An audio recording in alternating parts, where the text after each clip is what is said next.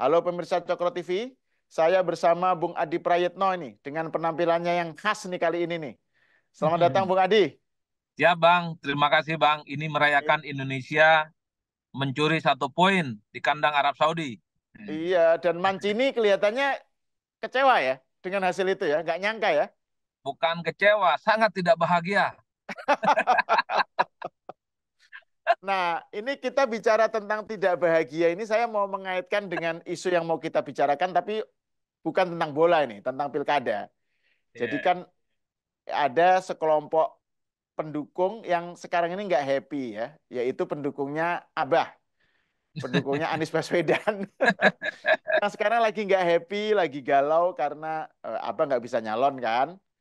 Dan kita pengen membicarakan nih seberapa jauh sih relasi dinamika antara pendukung Abah ini dengan PKS gitu misalnya. Hmm. Jadi ini saya mau bicarakan tentang Pilkada Jakarta di satu sisi, tapi di sisi lain saya juga pengen membicarakan hubungan PKS dengan Kim Plus khususnya di Pilkada Jawa Barat gitu. Karena kan Pak Prabowo kemarin bilang bahwa Pilkada Jawa Barat itu ngeri-ngeri sedap. Nah, itu kan menarik itu. Maksudnya apa ini mengeri-ngeri sedap ini? Jadi ini yang saya ingin bicarakan tuh Abah dan pendukungnya. Bagaimana hubungannya dengan PKS. Dan yang kedua, Kim Plus dan bagaimana hubungannya dengan PKS. Gitu. Kita mulai yang pertama dulu, Bung Adi. Jadi menurut Bung Adi ini gimana nih pendukung Abah ini? Dengan situasi yang sekarang ya. Apakah merapat ke Pramono Rano atau memilih RK dan Suswono? Ya, saya kira kalau kita mau ingin tahu secara detail sebenarnya kemana arah pilihan politik Anies Baswedan, harus menggunakan instrumen survei, Bang Sahal. Oke. Jadi memang kita tidak mau berspekulasi sebenarnya karena hanya data survei itulah yang akan mengkonfirmasi karena di situ akan detail orang yang merasa menjadi bagian dari pendukung Anies ketika ditanya apa pilihan politiknya nanti di pilkada akan kelihatan apakah misalnya akan mendukung Pramono Rano Karno ataukah akan mendukung Ridwan Kamil dan Suswono termasuk misalnya yang calon perseorangan. Itu memang data-data saintifik yang memang tidak bisa kita bantah.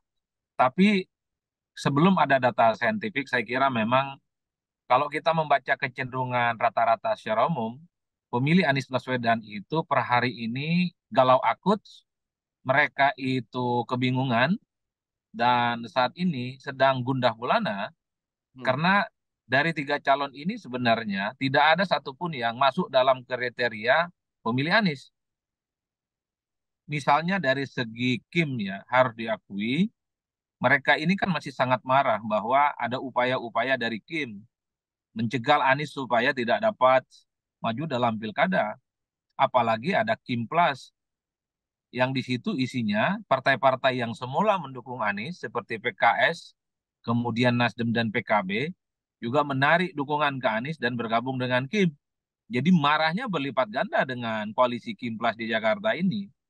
Meski begitu, pada saat yang bersamaan, pendukungnya Anies ini tidak serta-merta jatuh cinta ke paslon yang lain, ke Hmm. Pramono ataupun Rano Karno. Tidak serta-merta, karena bagi mereka ketika Anies membuka komunikasi dengan PDIP, sama saja ada PHP di sana, tak dapat juga bisa maju karena PDIP pada akhirnya tidak merekomendasikan Anies. Nah, yang kedua, para pemilih Anies ini juga tidak begitu gampang melupakan bagaimana konfrontasi politik dengan PDIP. Hmm. Karena kalau melihat rekam jejaknya, para aktivis, para politisi dan pemilih PDIP sejak lama sangat agresif menyerang Anies Baswedan sebagai gubernur yang dinilai dekat dengan kelompok-kelompok Islam kanan, dinilai banyak omong, dinilai kinerjanya tidak mantap. Jadi dalam konteks inilah saya kira sulit sebenarnya kita bisa membayangkan kemana arah pilihan politik para pendukung Anies di Pilkada di 2024. Tapi setidaknya ada guidance ya yang secara perlahan bisa kita jadikan sebagai pegangan. kira-kira kemana arah dukungan politik pendukung Anies Baswedan di Pilkada? Satu guidance-nya, yaitu sepertinya para pendukung Anies ini akan mengidentifikasi dan sangat mungkin akan memilih paslon yang dinilai punya kemesraan dan kehangatan dengan Anies Baswedan. Hmm. Disitulah kemudian peluang Pramono Anung, Pak Rano Karno akan mendapatkan dukungan dari pendukung Anies. Karena ada kecenderungan Anies ini hanya membuka komunikasi dengan Pramono dan Rano Karno. Sementara dengan kubu yang lain sangat kelihatan menjaga jarak. Bahkan misalnya kita tidak pernah melihat bagaimana Anies ini bertemu dengan RK Suswono, apalagi dengan Dharma Pangrekun yang dari calon perseorangan. Jadi dalam konteks inilah para pendukung Anies ini akan melihat secara gestur politik ya, Anies sepertinya lebih dekat kepada Pramono Rano Karno dibandingkan dengan yang lain. Itu guidance yang pertama. Hmm. Tapi guidance yang kedua, banyak juga supporter-supporter dan pendukungnya Anies ini yang mengapresiasi Ridwan Kamil.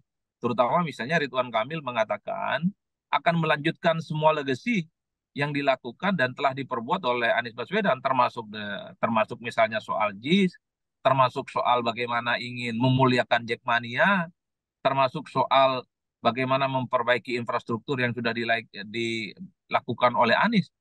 Ini yang saya kira menjadi pembuka juga bagi RK dan Suswono, bagi pendukung-pendukung Anies yang rasional dan tidak terlampau marah secara akut gitu ya, untuk memberikan dukungan politik. Karena kalau kita melihat kecenderungan pembicaraan di medsos, di X khususnya, ketika Ridwan Kamil bicara tentang bagaimana ingin terus menjadikan JIS sebagai stadion kebanggaan misalnya, atau melanjutkan semua hal yang dilakukan oleh Anies Baswedan, terus dilanjutkan oleh RK dan Suswono, disitulah kemudian pendukung Anies juga mengapresiasi. Hanya karena bedaan politik lah sebenarnya Anies dan RK ini tak jadi bertanding lah kira-kira di Jakarta. Jadi hanya guidance itu yang bisa dibaca secara umum. Meski Hmm. kita tahu bahwa di antara begitu banyak pendukung Anies Bang Sahal, sebenarnya yang bisa mengkapitalisasi dan mengorkestrasi semua itu adalah para pendukung Anies. Oleh karena itu, di tengah kegalauan, di tengah kebingungan, dan kemarahan yang akut para pendukung Anies, saya kira tembok tebalnya masih ada di PKS, bahwa pendukung Hmm. Anies ini tidak akan bedol desa, tidak akan jebol, akan lari ke banyak tempat. Minimal, kalau kita simplifikasi dan sederhanakan, 5% dari pemilih Anies itu bisa diborong oleh RK dan Suswono. Mengingat posisi PKS yang sampai hari ini bisa menggaransi bahwa mereka dulu yang diajak, dimobilisasi, dan diorkestrasi memilih Anies, itu serta-merta akan mereka alihkan untuk mendukung pasangan dari Kim Plus, yaitu jagoan Ridwan Kamil dan Suswono. Saya kira di situ, Bang. Hmm. Nah, kalau kita bicara mengenai PKS ya, Bung ya, kan kita tahu hasil pilgubnya di Jakarta kan PKS nomor satu kan, paling tinggi. Pilkada. Pilkada apa DPRD? Sorry, pilek, DPRD. pilek. Sorry, Pileg, pilek, ya. pilek. Ya. Pileknya itu kan nomor satu, dia suara tertinggi. Dan kita tahu PKS itu partai kader yang mereka patokannya itu adalah kiadah lah ya, mengikuti kepemimpinannya gitu. Nah, orang selalu mengaitkan bahwa ini artinya bahwa PKS itu lebih cenderung solid gitu. Hmm. Mereka akan memilih apa yang diinstruksikan oleh pemimpinnya gitu. Nah, Hmm. dan sekarang mereka sudah melabuhkan pilihan yaitu ke Ridwan Kamil dan Suswono. Tapi di Hmm. sisi lain Anies sesuai dengan apa kalau kita patokannya hasil survei yang paling mutakhir ya yang sebelum sebelum Anies akhirnya gagal itu elektabilitasnya paling tinggi. Jadi Hmm. Anies dengan elektabilitas tertinggi tapi dia pendukungnya itu punya rasa grundel terhadap bukan hanya grundel ya, marah terhadap PKS terutama setidaknya kalau ukurannya di medsos ya, di X itu kan misalnya kayak kalau kita baca Tifatul atau Pak Tifatul atau HNW itu kan semuanya rata-rata merespon kemarahan pendukung Abah gitu. Hmm.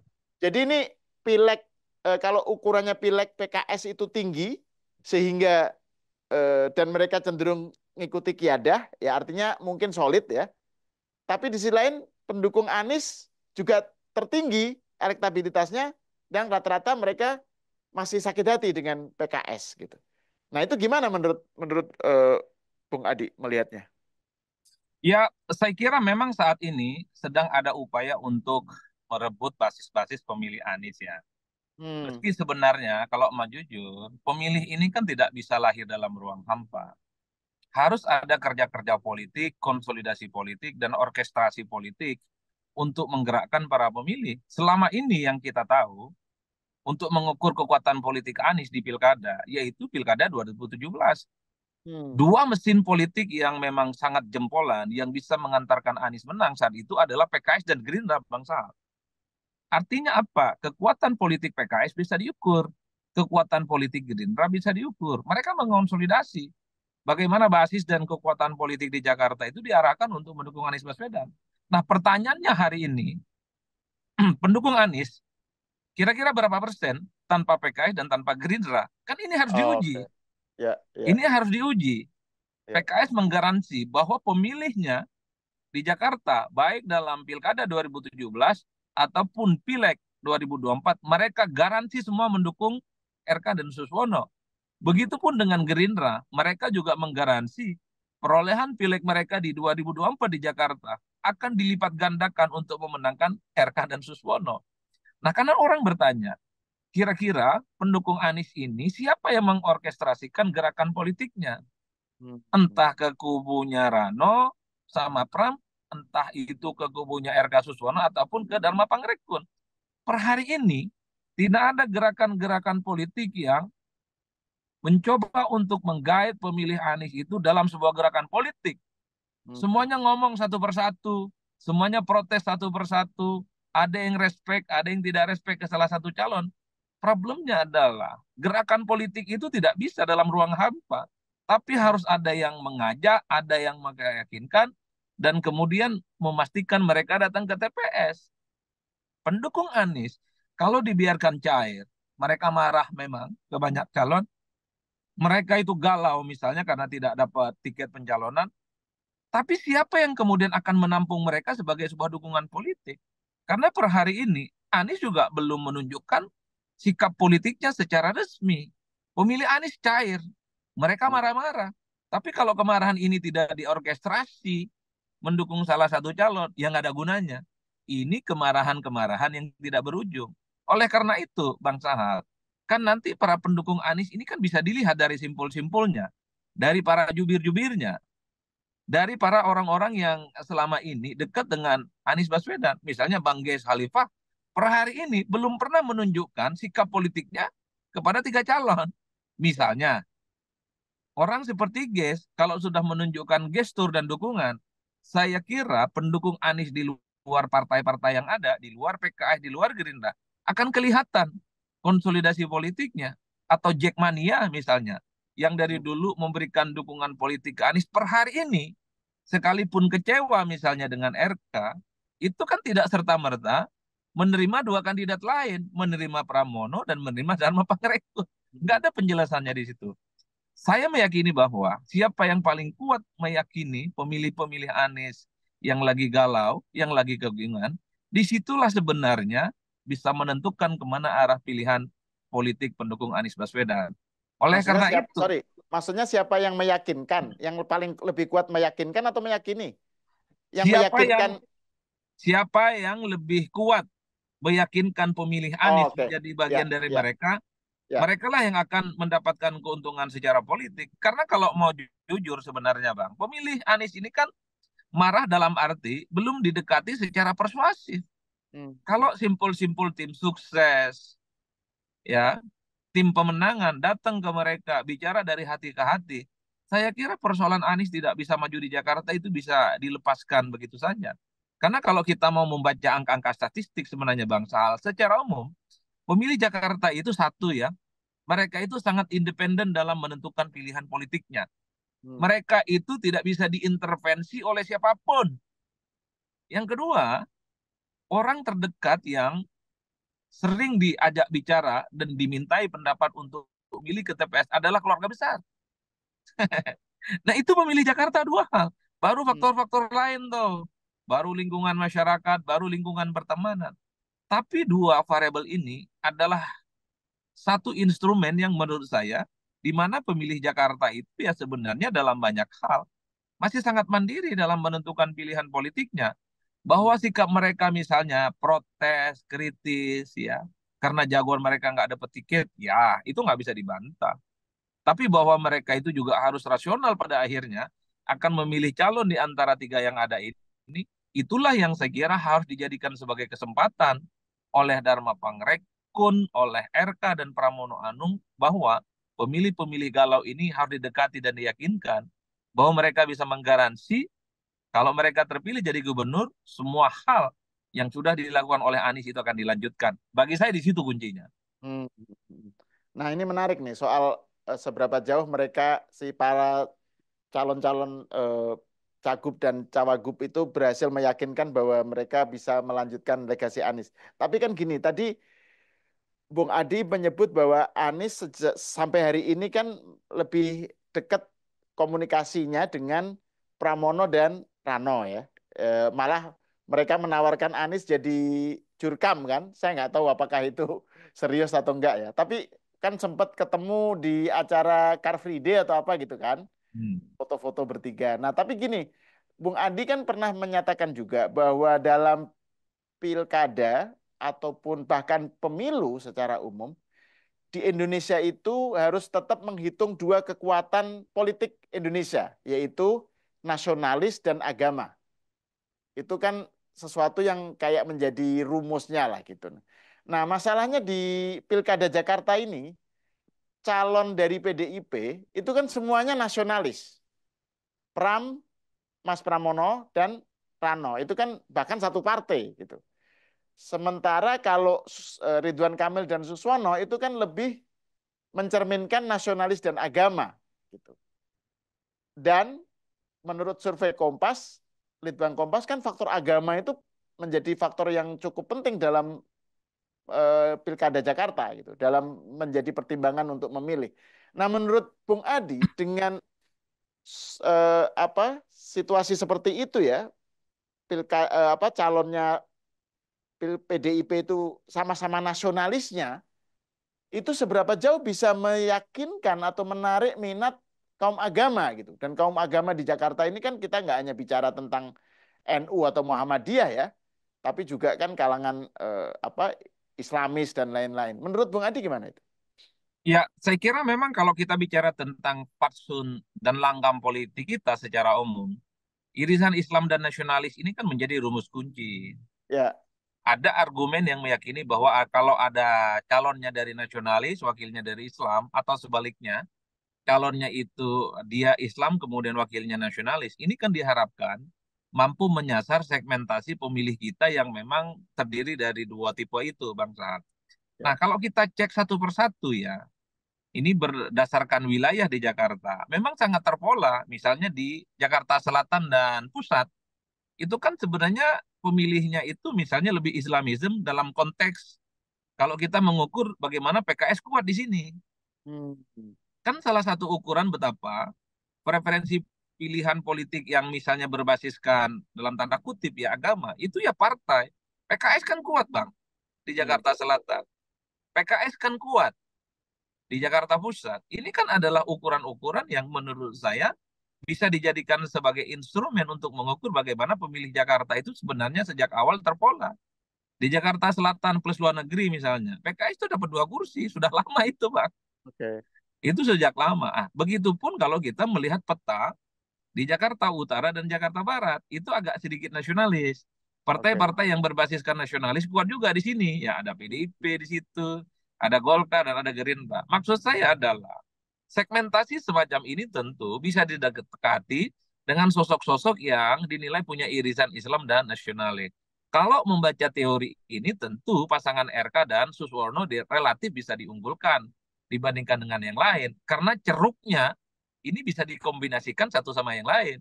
Ya, Meski pada saat yang bersamaan harus kita akui, Bang, in the end of the day-nya, bicara soal pilkada itu adalah bicara tentang seberapa kuat magnet sang salon itu bisa meyakini para pemilih.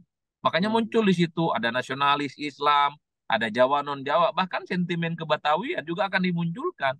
hmm, Seperti Rano Karno misalnya, betapa ketika diumumkan sebagai wakilnya Pram, sentimen ke Betawinya sangat kelihatan. Sidul datang ke lokasi syutingnya, bahkan tim suksesnya juga dua sosok cewek yang dulu di film itu dikesankan berseteru, tapi bersatu dalam tim sukses. Ya, Termasuk misalnya bagaimana Cak Lontong dijadikan sebagai ketua tim sukses. Ini kan sebenarnya ingin menarik pada satu konklusi Pilkada Jakarta per hari ini itu ingin melampaui sekat-sekat apa yang disebut dengan nasionalis dan Islam.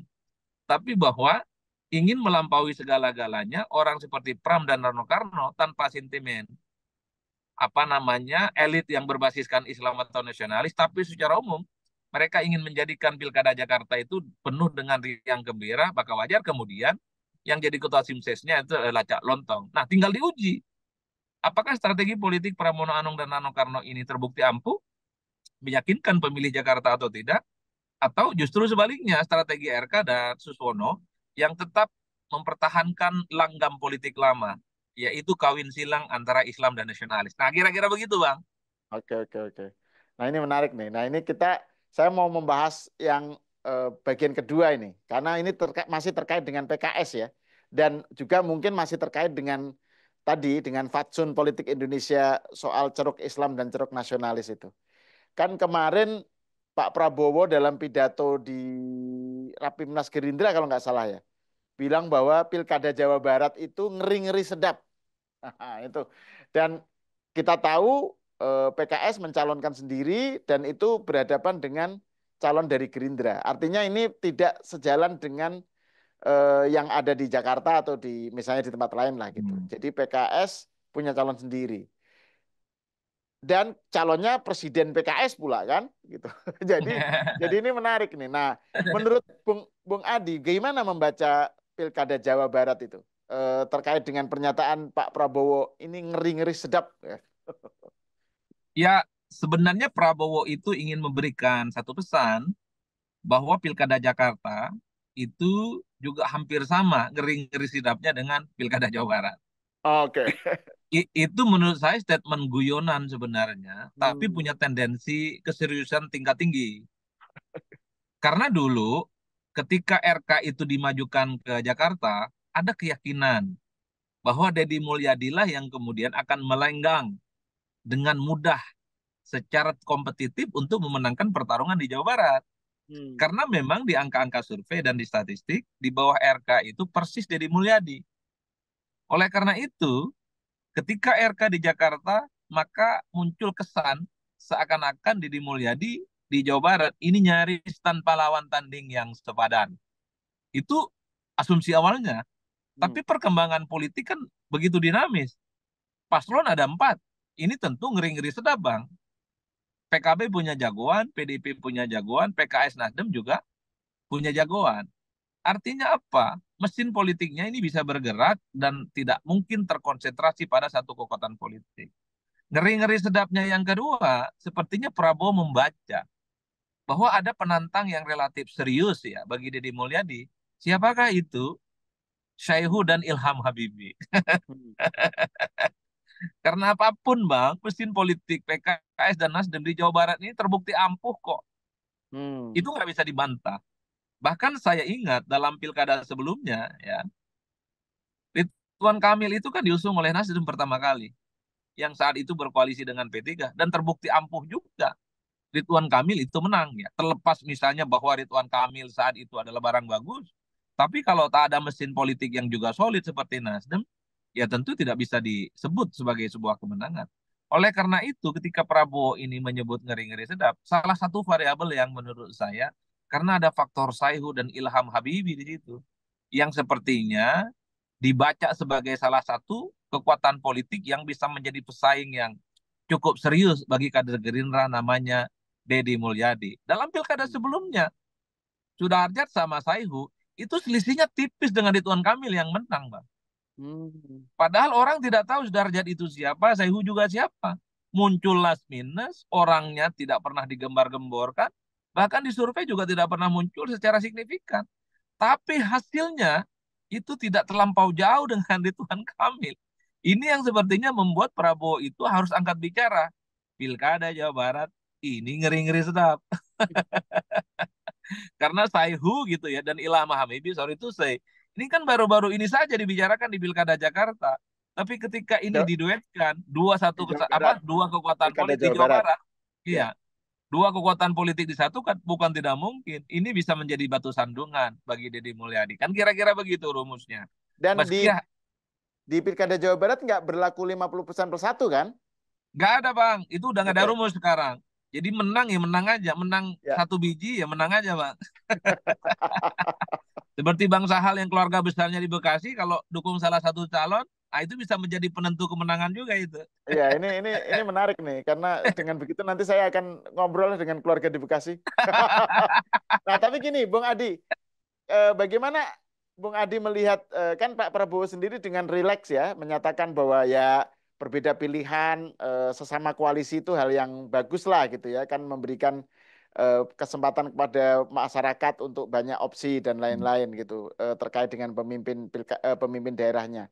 Tapi ini seberapa jauh dampak dan kelanjutannya ini soal PKS berada di Kim Plus kalau misalnya calonnya menang gitu misalnya. Katakan saja Saihu dan Ilham menang gitu. Seberapa jauh ini berdampak kepada dinamika hubungan PKS di dalam Kim Plus? Saya melihat Prabowo Subianto dalam konteks pilkada di 2024 ini sangat kelihatan happy dan cair, Bang Sahal. Hmm, Sepertinya Prabowo ini melihat bahwa pertandingan di pilkada kali ini lebih banyak friendly match-nya ketimbang beach match. oke. Sekalipun di situ ada PKS dan Nasdem di berbagai tempat seperti di Jawa Barat, itu bukan berarti menjadi sebuah rival yang menjadi ancaman. Karena bagi Prabowo yang paling penting ke depan adalah bagaimana kepentingan politiknya di level nasional itu mendapatkan support yang signifikan dari partai-partai Kimplas, Hmm, terutama partai-partai yang selama ini bukan Kim seperti PKS, Nasdem, dan PKB. Jadi sekalipun di Jawa Barat itu yang anggaplah misalnya kemungkinan menang itu adalah Syaihu dan Ilham Habibie, ya bagi Prabowo happy-happy aja nggak ada persoalan. Toh PKS sudah menegaskan ingin menjadi bagian dari koalisinya Prabowo. Apalagi Syaihu menggaransi kalau dirinya terpilih sebagai gubernur, kira-kira begitu, dia akan melanjutkan semua hal yang menjadi instruksi dan kepentingan politik di pusat. Ini kan hmm, garansi secara ya, politik. ya. Oleh karena itu, ngeri-ngeri sedap Prabowo Subianto, saya maknai sebagai sebuah kompetisi yang sebenarnya lebih friendly match. Di Hmm, mana yang dinilai paling berat kompetitornya itu adalah Syaihu dan Ilham Habibie. Jadi sekalipun mereka menang, bagi Prabowo nggak ada soal. ya. Ini yang saya kira bagi Prabowo sebenarnya hampir sama treatmentnya seperti di Banten. Di situ ada Andra Soni dari Gerindra, didukung oleh dukungan politik mayoritas, di berlawanan dengan Airin yang kader Golkar. Ah, itu juga ngeri-ngeri sedap. Kalau yang menang itu Airin, ya sebenarnya bagi Prabowo biasa-biasa saja. Karena apapun Airin adalah orangnya Prabowo, jadi TKD di Banten dan cukup dekat dengan Prabowo Subianto. Oleh karena itu bagi saya Prabowo itu sebenarnya tidak terlampau pusing ya. Siapapun yang menang di pilkada sepanjang yang menang itu masih dalam koridor Kimplas dan koalisi yang akan dibangun selama 5 tahun yang akan datang. Apalagi misalnya orang yang selama ini berhadapan-hadapan dengan Prabowo tak bisa maju, Anies Baswedan. Itu agak beda ceritanya. Tapi Ya, kalau ya. Anies bisa maju, bisa bertanding, dapat tiket, apalagi menang di Jakarta, itu agak beda ceritanya, Bang. Jadi akan memunculkan ngeri-ngeri sedap dalam versi yang lain. Ya, ya, ya. Jadi jadi ini ngeri-ngeri sedap yang beda beda beda jenisnya lah Nah, gitu. iya, ini ngeri-ngeri sedap dalam versi pertandingan persahabatan. Udah itu aja Iya, judulnya. betul. Tidak tidak bikin tegang lah. Nah, terus gini, Gong, Bung Adi ya, ini saya mau membahas tentang PKS lah ini mungkin bagian akhir dari percakapan kita. Kan kalau berbicara mengenai PKS yang sekarang ini kan dengan bergabung ke Kim Plus kan banyak yang melihat bahwa PKS ini menjadi pragmatis dan terlalu apa ya nggak lagi mengedepankan sebagai partai dakwah dan seterusnya ya. Jadi PKS ini jadi kayak partai yang lain gitu ya. Apa bedanya dengan Gelora gitu misalnya. Jadi ini ada kritik semacam itu, kekecewaan terhadap PKS. Tapi di sisi lain juga kan kalau kita melihat literatur mengenai demokrasi ya, kaitannya dengan seberapa jauh moderation thesis itu loh, moderation effect. Hmm. Jadi ada tesis bahwa partai-partai yang punya kecenderungan untuk tanda kutip radikal, radikal dalam arti mengusung sebuah ideologinya sendiri gitu ya, di luar ideologi mainstream gitu. Entah itu ideologi yang sekuler seperti komunisme atau ideologi-ideologi yang inilah atau partai dakwah itu begitu bergabung dengan demokrasi itu menjadi moderat. Jadi demokrasi itu memungkinkan partai-partai yang berideologi dakwah itu menjadi mengalami moderasi. Nah, ini kan hal yang terjadi pada PKS kan bisa dilihat begitu. Jadi pragmatismenya itu justru positif gitu. Kalau dilihat dari sudut pandang ini. Menurut Bung Adi gimana? Ya, saya kira begini argumennya. Banyak pihak yang gagal membaca transformasi politik yang ada di internal PKS. Hmm, Dulu mungkin melihat PKS itu hitam dan putih.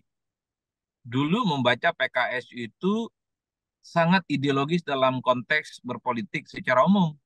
ya. Tapi pasca 2004 sampai saat ini, saya kira memang dalam banyak hal PKS itu juga menemukan titik temu di mana mereka memang berkompromi dengan keadaan politik. 2007, 2008, 2009 setahu saya PKS mencoba untuk lari ke tengah supaya mereka itu tidak lagi dicitrakan sebagai partai politik yang agak kanan gitu ya, sangat Islamism dengan isu-isu yang mereka bangun. Ya buktinya untuk pertama kali kan mereka melakukan apa namanya Munas atau Muktamar di Ritz-Carlton, Bang. Hmm, Itu kan sebagai salah satu bentuk moderasi di mana PKS ingin melepaskan dari stigma-stigma lama. ya. Dan praksis setelah itu kita juga sering melihat pengurus-pengurus PKS di daerah khususnya banyak dari kalangan non-Muslim. Hmm. Caleg-calegnya pun juga banyak yang dari non-Muslim. Terutama di NTT, di Papua, dan di Bali. Dan kebetulan saya nulis tentang ini, Bang. Agak tahu saya. Oh, oke oke. Banyak banyak orang yang menganggap seakan-akan PKS ini adalah produk lama yang diisi oleh generasi-generasi tarbiyah gitu ya, di mana praktik politik mereka hitam putih. Menurut saya itu kesalahan yang cukup fatal. Tapi generasi-generasi muda PKS seperti Fahri Hamzah waktu di PKS ya, ada Anies Mata, di situ ada Zulkifli Mansyah, ada Fahri dan seterusnya, sebelum pecah kongsi ke Gelora ya, Ya, adalah ya. sosok-sosok yang memang secara perlahan ingin mengajak bagaimana warna PKS itu agak ke tengah. Makanya mereka itu cukup fasih. Bicara Islam dan NKRI, bicara Islam dan demokrasi, Islam Pancasila dan seterusnya. Jadi kalau pada hari ini misalnya PKS itu melihat politik itu as usual, tidak lagi hitam putih, itu adalah bagian dari hasil transformasi politik yang sesungguhnya dari PKS, Bang. Hmm. Apalagi dengan Prabowo Subianto, kalau mau jujur, mereka tidak pernah punya jarak psikologis yang cukup signifikan kok. Ya. Kebersamaannya dengan Gerindra itu 10 tahun, sama-sama jadi oposisi ketika PDIP dan Jokowi jadi presiden sejak 2014. Di berbagai tempat Gerindra dan PKS itu berkoalisi. Bahkan Prabowo itu diusung, didukung oleh PKS 2 kali dalam Pilpres. Meski pada akhirnya pisah jalan di 2024. Jadi kalau pada akhirnya PKS ini bergabung dengan Prabowo, bagi saya ini seperti cinta lama bersemi kembali. Karena juga sepertinya bagi PKS, Prabowo ini cukup ramah dan cukup dekat dengan kelompok-kelompok Islam. Hmm. Ya buktinya beberapa waktu yang lalu misalnya elit-elit Gerindra juga sowan dan bertemu dengan Habib Rizik. Yang Hmm. begitu-begitu PKS juga senang itu. Oleh karena itu bagi saya transformasi politik PKS yang agak ke tengah ini tentu bagian dari bagaimana membaca arah politik ke depan. Sebagai strategi bagaimana PKS itu juga mengkapitalisasi dan mengakumulasi begitu banyak keuntungan. Karena apapun kalau berada di luar kekuasaan bukan hanya jargon-jargon Islamisme yang seringkali potensial dibentur-benturkan dengan negara, tapi mereka tidak punya kemewahan untuk mengakses terkait dengan ekonomi politik ya sebagai tabungan politik yang akan mereka persiapkan untuk menghadapi pemilu-pemilu selanjutnya. Nah, teori yang disampaikan oleh Bang Sahal ini sebenarnya adalah teori yang saya kira dalam perspektif kekuasaan politik ya, bahwa untuk menjinakkan kelompok-kelompok yang dinilai radikal, dinilai ekstrim, dinilai agresif, caranya adalah menarik mereka menjadi bagian dari kekuasaan. Hmm. Biasanya kelompok-kelompok ekstrim radikal yang agak agresif ini, kalau sudah menjadi bagian dari kekuasaan, dia jinak, dia dipaksa untuk berkompromi dengan kata Hmm. dia dipaksa untuk mengikuti dengan sebuah sistem politik bahwa politik itu jangan lagi dianggap sebagai sebuah peperangan politik seperti perang Badar, jangan lagi pemilu itu dianggap seperti perang Honda. Pemilu itu jangan lagi dianggap sebagai perang antara kelompok Islam dan non-Islam dan seterusnya dan seterusnya. Politik itu soal bagaimana mengakumulasi kepentingan mereka, bisa jadi menteri, menang jadi gubernur, dan bisa bergabung dengan partai-partai dan calon yang menang. Ya itu pada akhirnya. Nah Hmm. inilah saya kira PKS ke depan akan seperti ini. Lebih fleksibel dan lebih cair. Ya, ya. Dan ini tadi Bung Adi bilang bahwa Bung Adi mendalami, melakukan penelitian dan menulis soal ini ya, soal PKS ya. Ya, ya, Oke, meski, kalau mes, Hah? iya kalau gitu nanti di sesi berikutnya kita bahas soal ini nih, menarik nih. Boleh, boleh. Iya, itu kan setelah Anies nggak jadi calon kan kita kesulitan nyari topik nih. Iya. Karena begini Bang, ini sebagai pengantar ya, saya membagi dua generasi dalam PKS. Ah, Generasi lama dan generasi muda. Generasi lama itu adalah generasi-generasi yang waktu awal-awal PKS itu dipersiapkan ya sebagai gerakan dakwah dan perjuangan politik. Maka generasi-generasi seperti Ustadz Hidayat Nur Wahid, ya, Hilmi Aminuddin dan seterusnya adalah generasi-generasi yang sebenarnya mungkin ya melihat partai itu bukan hanya sebagai sebagai instrumen untuk pemenangan, tapi juga sebagai instrumen dakwah ya. Dan rata-rata beliau-beliau itu adalah alumni Timur Tengah yang pandangannya hmm, cenderung hitam putih dan menganggap ya modernitas negara itu sebagai sebuah rival. Tapi pasca reformasi ya anak-anak muda PKS yang dulu mereka persiapkan sebenarnya untuk jadi pemimpin di 2004-2005, ini kan pulang cepat ke Indonesia gara-gara Soeharto lebih cepat turun, Bang. hmm, Nah, anak-anak muda yang seperti yang saya sebutkan tadi ada seperti ya Rama Rama Pratama di situ, ada Zulkifli Mansyah dan seterusnya pulang ke Indonesia membawa pikiran-pikiran yang jauh lebih terbuka, apalagi sekolah mereka di luar. Nah, pikiran-pikiran terbuka ini memang secara perlahan sudah mulai muncul di PKS meski tidak menjadi mainstream. Baru kemudian 2007, 2008, 2009 ketika orang-orang seperti Anies Mata dan Fahri ya menjadi orang penting di PKS, mereka sudah mulai berpikir bagaimana PKS itu tidak lagi dalam tanda kutip ya vis-a-vis dengan negara, tidak hmm. lagi memusuhi Pancasila, tidak lagi bersitegang dengan NKRI dan seterusnya. Praktis setelah itu saya melihat ya kawan-kawan PKS itu cukup modern dan cukup terbuka secara umum. Nah, ini sebagai insight untuk tema-tema kita di masa yang akan datang, Bang. Ya, siap. Itu menarik itu. Saya kira itu apa? Memang juga dari segi dari segi tema juga menarik dan dari segi urgensi juga penting untuk dibicarakan gitu. Oke, Ya, Bang. terima kasih Bung Adi Prayitno atas diskusinya. Pemirsa, sampai di sini dulu. Kita bertemu lagi di episode selanjutnya. Dan silakan Bung Adi dipakai lagi kacamatanya. Oke, Assalamualaikum warahmatullahi wabarakatuh.